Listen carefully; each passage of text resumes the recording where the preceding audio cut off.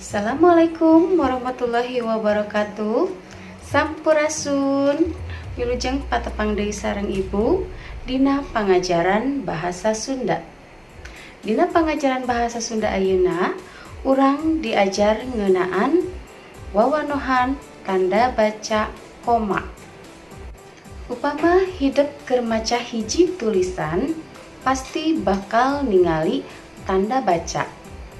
Di antara tanda baca anu remen dipake salah sahijina nyaeta tanda koma. Tah, ayeuna hayu urang pedar naon wae gunana tanda koma teh? Gunana tanda koma anu kahiji nyaeta tanda koma dipake misahkeun unsur-unsur dina wincikan atawa hitungan. Contoh kalimahna gali ngasupkeun buku, pulpen, jeung jidar kana wadahna. Anu kadua, tanda koma dipake pikeun misahkeun bagian kalimah dina kalimah ngantet sadarajat anu make kecap panyambung.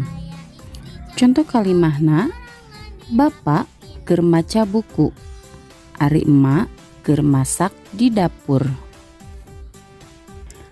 Anu katilu, tanda koma dipake tukangan kecap panyeluk saperti tah, wah, aduh, alah, har, jeung sajabana.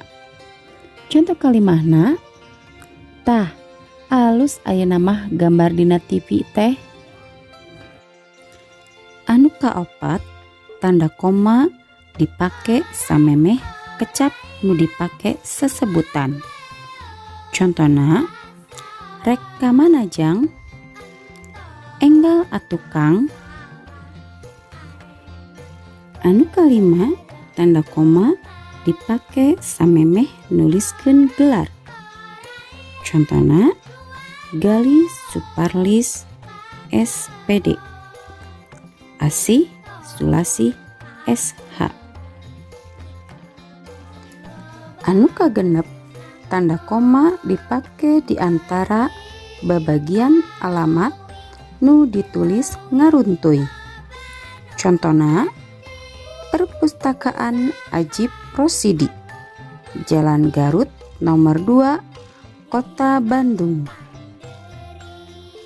Anu katujuh, tanda koma dipake di hareupeun angka persapuluhan jeung di antara rupiah jeung sen dina bilangan.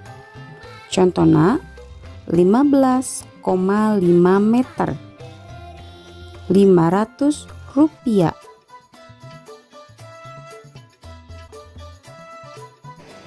Tuh, geuning seueur nya gunana tanda koma teh. Kumaha ayeuna hidup sadayana tos ngartos? Mudah-mudahan hidup sadayana ngartosnya. Tong hilap latihana oge dikerjakeun.